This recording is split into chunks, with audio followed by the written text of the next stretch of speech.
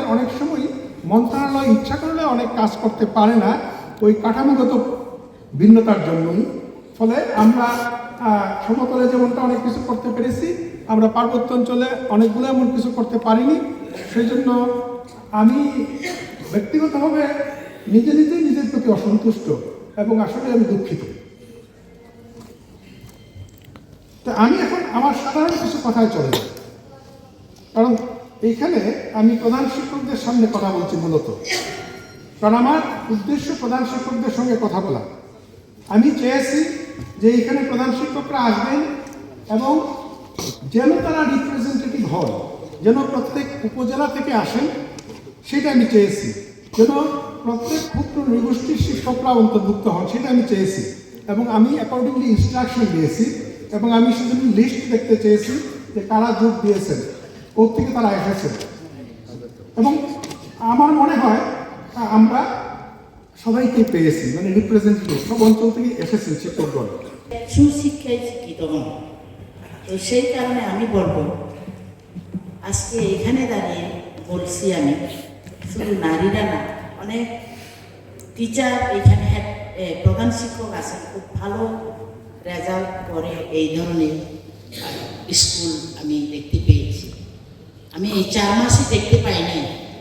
আমি আজকে 30 বছর ধরে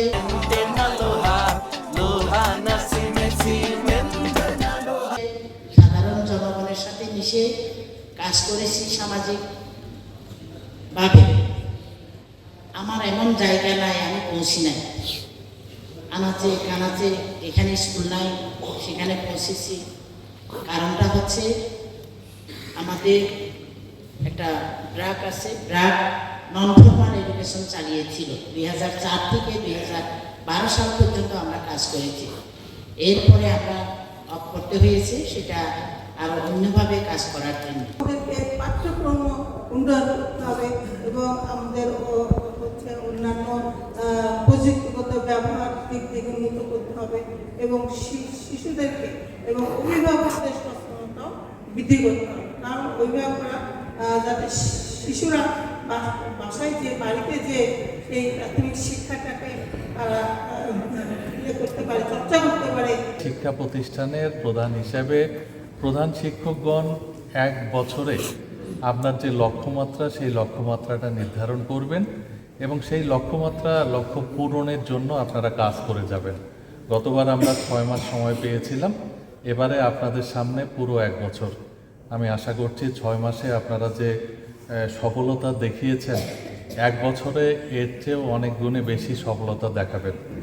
আপনারা প্রধান শিক্ষক হিসেবে শিক্ষা প্রতিষ্ঠানকে নেতৃত্ব দিয়ে যাচ্ছেন। একটা হলো প্রশাসনিক আর একটা হলো একাডেমিক। একাডেমিক যে নেতৃত্ব, এটা কিন্তু খুব গুরুত্বপূর্ণ।